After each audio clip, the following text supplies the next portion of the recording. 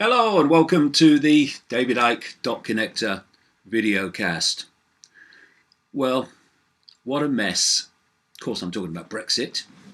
And the mess was predictable from the start.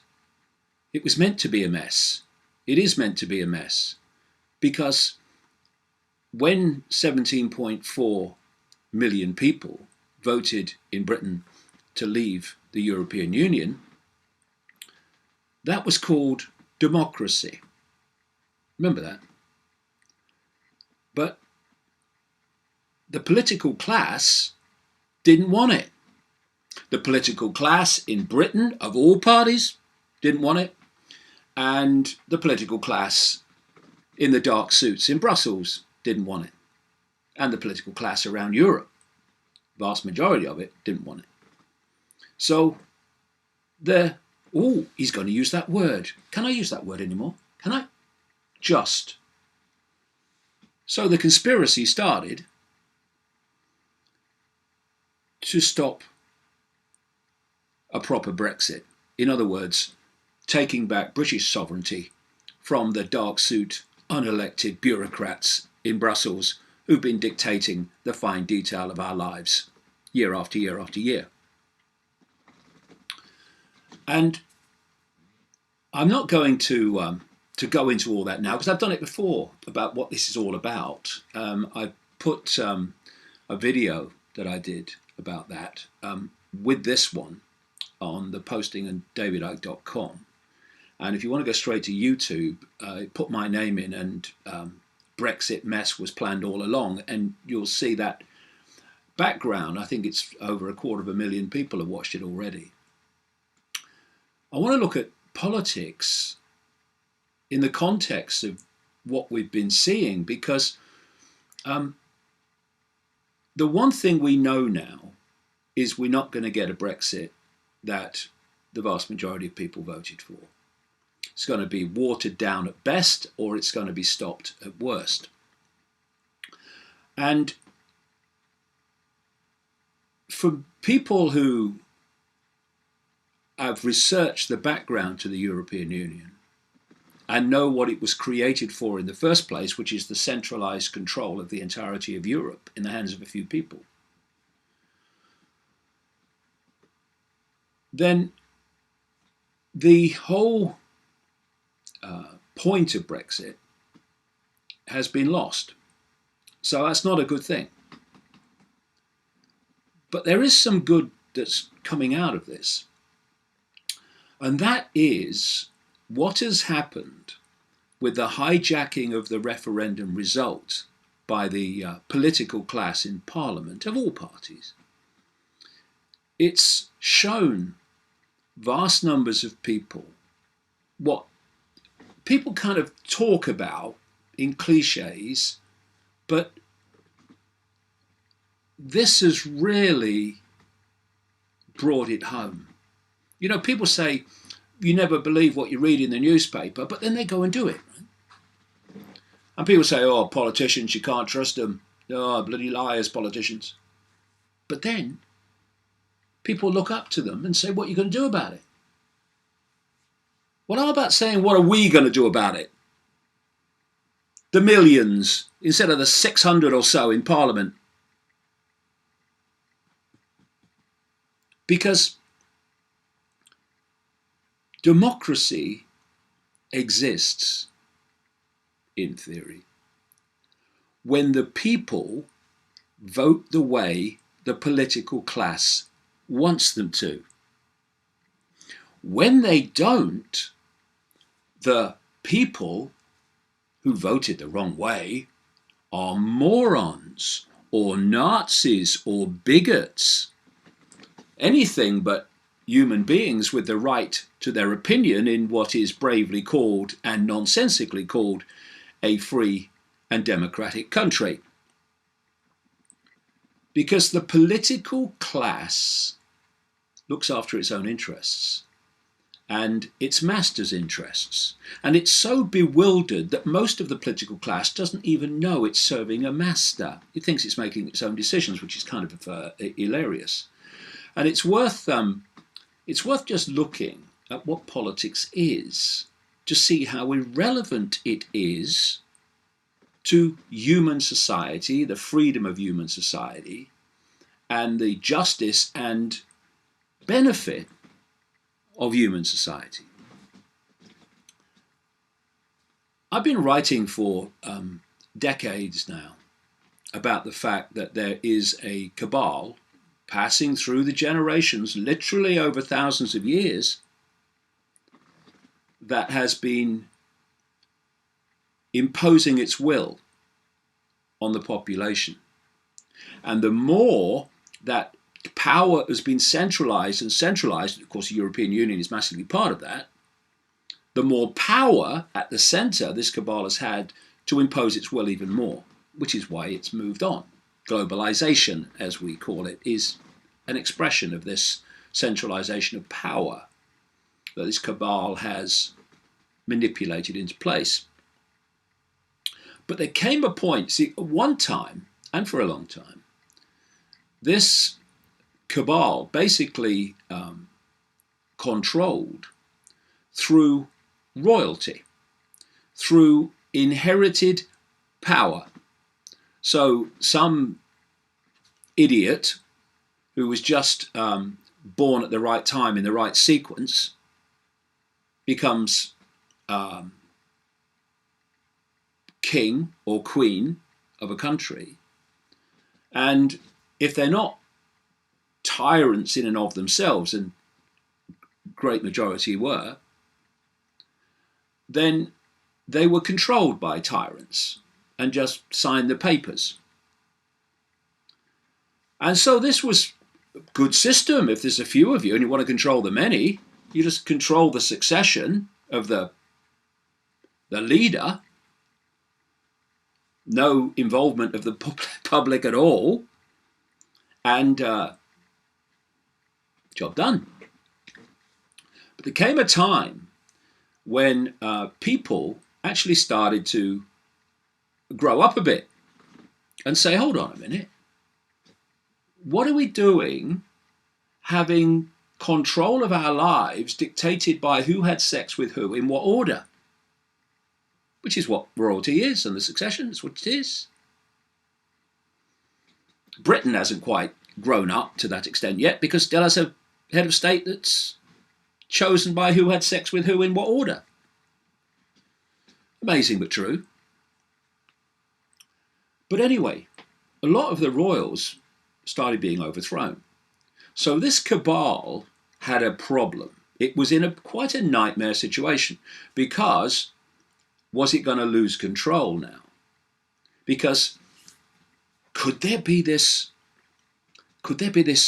danger, this catastrophic danger from their point of view, that people would now pick their leaders on the basis of the character of the leaders and of the honesty of the leaders. Oh God, we don't want that. Honest people in politics, oh my God. So they created politics to replace overt royal control. And they created, this is the key, party politics. Little bit more of a job to control than just a single king or queen, but manageable. And this is what political parties are. They're pyramids, like everything in this world, compartmentalized pyramids. So you create a political party and you have a few at the top who are running it, who are deciding things. And then you bring people in through the bottom that are members of the party, and then those that want to stand for office in the party, want to become members of parliament or members of Congress in the party. Now, for them to be selected to represent the party, they have to, overwhelmingly, there are one or two exceptions, but not many, overwhelmingly, they have to pledge allegiance to the party hierarchy and its policies and the direction it wants to take the country. So already any individuality is starting to be suppressed because you agree with the party hierarchy and where it wants to take the country and the party, or you don't get selected for running for parliament. Then you get in, maybe, and you go into Westminster. Now you are officially representing a very large number of people in your constituency. But you're not. You're not. I mean, that's just, hello. What you're representing is the interests of the party. And if you want to stay just as what they call in Britain a backbench politician that has no involvement in the party, a hierarchy of opposition or government, then you can stay on the periphery and you can, shout from the sidelines, and you can sometimes represent your constituents and the interests of your constituents. But if you want to progress, then you're only going to progress up the hierarchy of the party and eventually, you hope, into government if you serve the interests slavishly of the party hierarchy. And so what you have in every party is a pyramid in which a few control the party and the people in the party, especially the higher up they go. This is the same with the Conservative Party in Britain, the Labour Party in Britain, the opposition party, with the Democrats and with the Republicans in the United States. And this is the key. The party hierarchies, actually those in the shadows that control the party hierarchies in truth, they then next step into the shadows, answer to the same force. So if we take the American example, the Republican Party is controlled from the background by a group of people, psychopaths, called neocons or neoconservatives, people behind all the wars that have happened since 9/11. And in the Democrat Party, you have what I call the democons. This is a similar group. George Soros, people like that are among them. And they control the Democratic Party. And then the democons and the neocons answer to the same master. And the same master is the permanent government. Not the here today, gone tomorrow political government, the permanent government. That's the cabal that controls finance and banking, the media, the legal system, and the major corporations and so on. And so whoever comes and goes as the official leader of the country, say the President of the United States, the same direction of the country continues because they're not running the show. The permanent government is via these neocons and democons. In fact, it's starting to fuse now that the Democrats are becoming more and more a neocon party. So we're seeing in our face what's been happening in the background all along. So when you have someone who comes in and maybe bucks the system a bit and takes them by surprise that they don't want in, well, what they do, because they're the permanent government and they control the media and they control finance and all the rest of it, is that they start targeting that guy, lady, with propaganda and abuse and seeking to undermine him and discredit them. So the permanent government is there to suppress any genuine people that do make it through this maze of corruption. And this is what is happening all over the world. So elections are a farce, because whoever you vote for, the same permanent government keeps getting in with different front people posing as the real point of power. And this permanent government wants constant centralization of power in every area of our lives, because the more you centralize, the more power it has. And so the European Union was its creation. It's what it's there for, to centralize power in the hands of a few over the entirety of Europe. So when, at last, the public had a chance to vote without going through political parties on coming in or out of the European Union, I explained in the other video how that came about, not by design but by accident, then they had to start the process of stopping that becoming a full-blown total disconnection from the European Union hierarchical bureaucratic control over the last 2 years. And that's what's happened, and that's why we have reached the point we have reached. And I'm going to go all esoteric on you now, but actually it's not like far out. It's basically just an explanation of how this works as well on one level. Everything is energy. Everything is energy. And the nature of that energy is dictated by its frequency. Every emotion has a frequency. Every organization has a frequency. The sum total of the people in an organization, their perceptual states together create a frequency field, if you like. And people going into that frequency field can, because it's the collective and they're the individual, they can start getting influenced by the perceptual nature of that field, even though they may have come into it with a different perception. And it's what I call getting vibrated into line.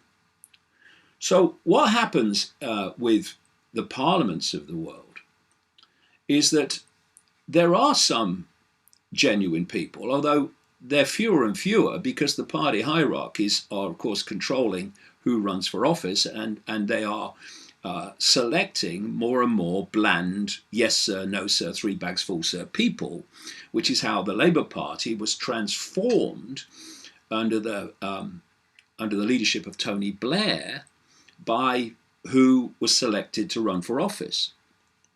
It's not the Labour Party that I remember as a kid anymore, nothing like.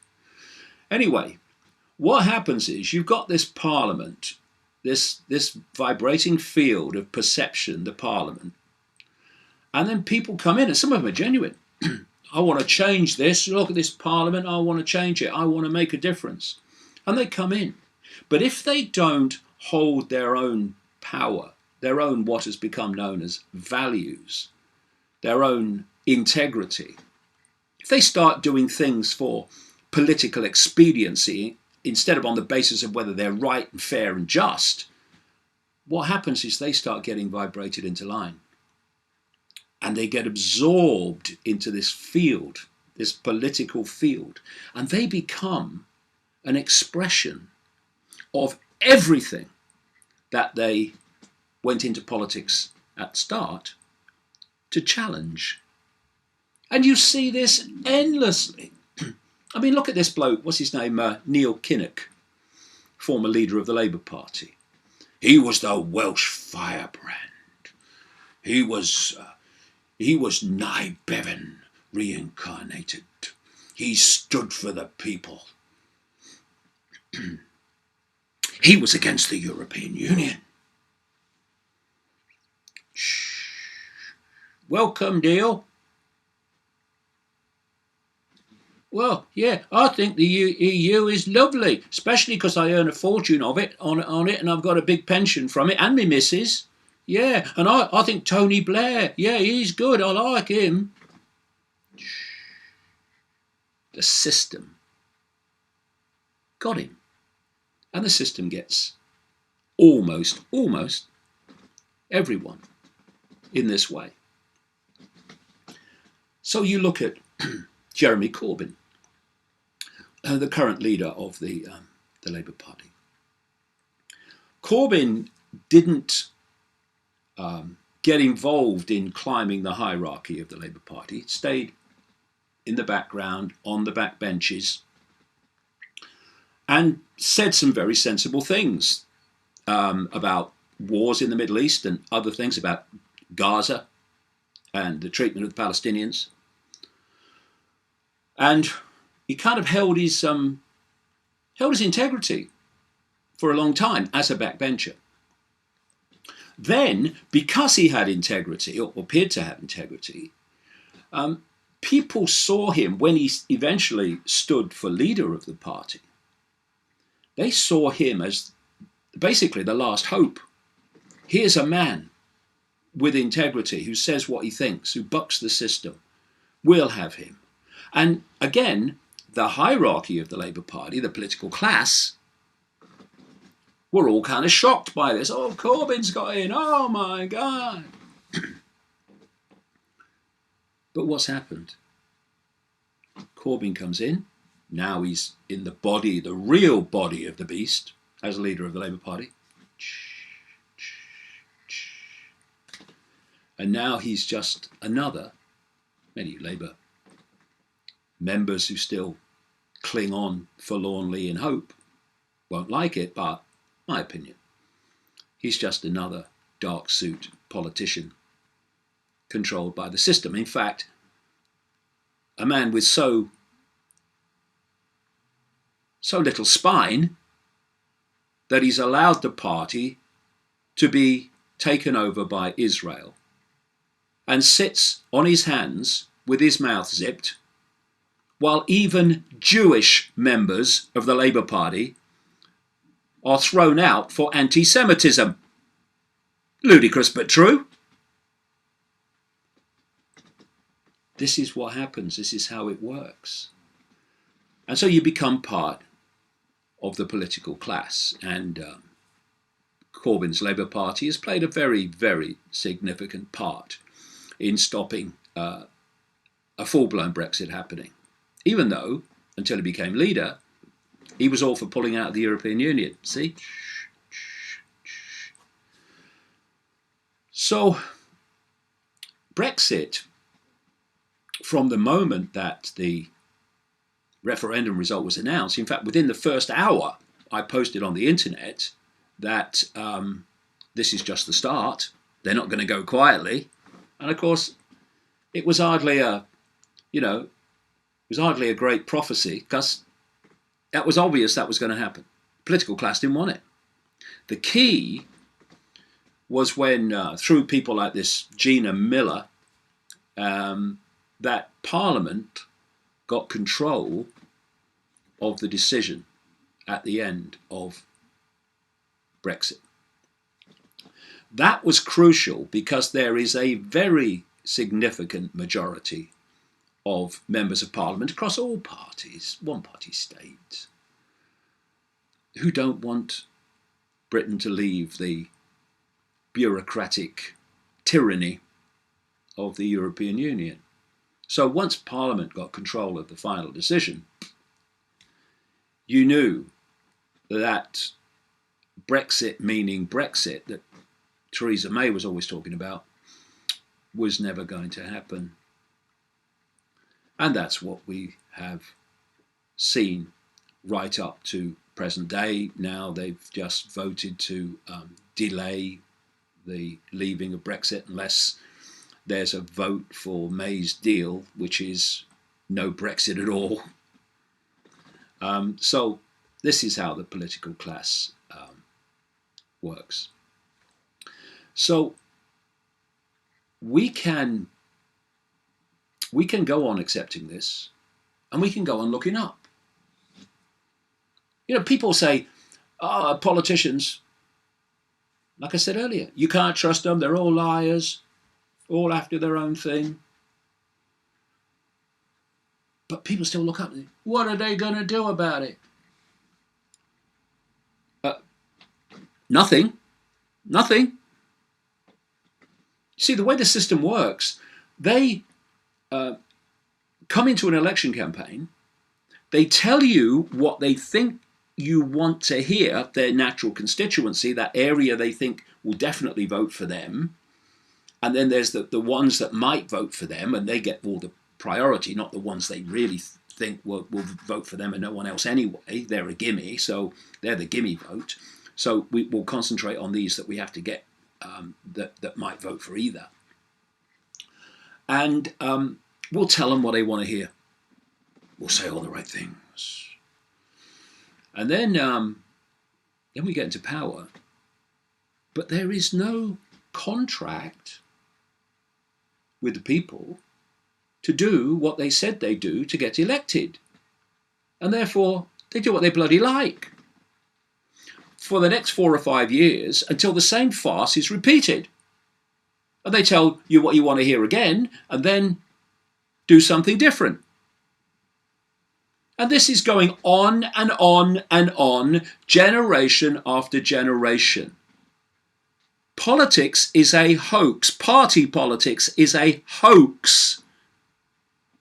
So the few in the background can hold the reins of power, whichever puppet politicians might appear to be in office. And they get the public to focus only on the here today, gone tomorrow puppets in office as where the power is, when the real power is somewhere else. And the real power is then left to do what it likes, unchallenged, because their puppet politicians are the focus of public attention in terms of what's happening in the world. So like I say, we can go on doing this. Well, we have, haven't we? Generation after generation. And we've got where we are now. And Brexit is a wake-up call. Just like me being banned from Australia recently was a wake-up call for so many in Australia who were saying, well, hold on a minute, what's going on in Australian society? It's a wake-up call. So these negative things on the surface can be very good. And this what's happening with Brexit can be very good if people recognise that politics is an irrelevance. Politicians are not there to care about them and make their lives better. You've got to serve their own interests and serve the interests of that permanent government. And the more that we have these fault lines of division, of race and religion and income bracket, the more we fight among ourselves and let the permanent government do what it bloody likes. So people say, well, what can we do? Well, here's an idea. Find a room with mirrors on the wall, all the walls, mirrors on the floor, and mirrors on the ceiling. And then ask the question, who's going to sort this out? And all around you will be the answer. Because that, what are they going to do about it, has got us here. Now, if we want to go somewhere else, we have to stop doing that and say, what are we going to do about it? And realise that whether you are white, middle class, Muslim, Hindu, Jewish, doing this job or that job or that job, this cabal has us all in its gun sights. And if we go on fighting among ourselves, it will prevail. We need to put them things aside and realise that if we come together, there are 7.5 billion in the world and a tiny handful that are dictating the lives of those 7.5 billion. I think I see a way out of this. And what's happened with Brexit has put it on public display. Politics is an irrelevance. It's not going to change anything. So we have to do it.